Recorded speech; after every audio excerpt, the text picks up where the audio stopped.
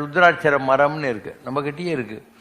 அந்த ருத்ராட்சத்தில் ஏகமுகிலிருந்து 10, 11, 12 நம்பர் ஏறினே போகும். அது பிளட் ப்ரெஷருக்கெல்லாம் ரொம்ப நல்லது. அதுக்காக அந்த ருத்ராட்சரத்தை கழுத்தில் போட்டுக்கிறது தவத்துக்கு நல்லதுங்கிறதுனால அதெல்லாம் பண்ணாங்க. துளசி மணி மாலை இருக்கு இல்லையா, அதுக்கு ஒரு பவர் உண்டு. அண்டு ஒரு ரெட் கலரில் ஒரு ஸ்டோன் இருக்கும், அது போட்டால் கூட ரொம்ப நல்லது. So all these are science. உலகம் பூராவும் ஏதோ ஒரு வைப்ரேஷன் இருக்குது, ஒரு கரண்ட் இருக்குது. அந்த கரண்ட்டு சில பொருள்களில் அதிகமாக ஸ்டோர் ஆகுது. அதை நாம் தரித்து கொள்கிற போது நமக்கு நல்லது நடக்கும். இப்போ உனக்கு பயந்த சுபாவம் இருக்குன்னு வச்சுக்கோங்க, ஐயர் என்ன பண்ணுவார், ஒரு யாகம் வளர்த்து ஒரு காப்பர் தகுடில் எங்கருவிங்கெல்லாம் பண்ணி ஒரு வெள்ளி கேஸ்கெட்னு சொல்லுவாங்க இல்லையா, அதில் போட்டு உங்கள் கழுத்தில் போட்டுவார், இடுப்பில் கட்டிடுவார், கையில் கட்டி விட்டுருவார்.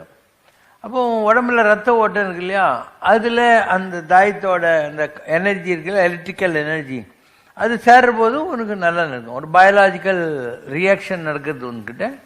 அதனால் இதெல்லாம் நம்ம பெரிய ஒரு மூத்தோசல் வார்த்தை அமிர்தம்னா இதுதான். இதெல்லாம் போட்டுக்கிட்டா நல்லது.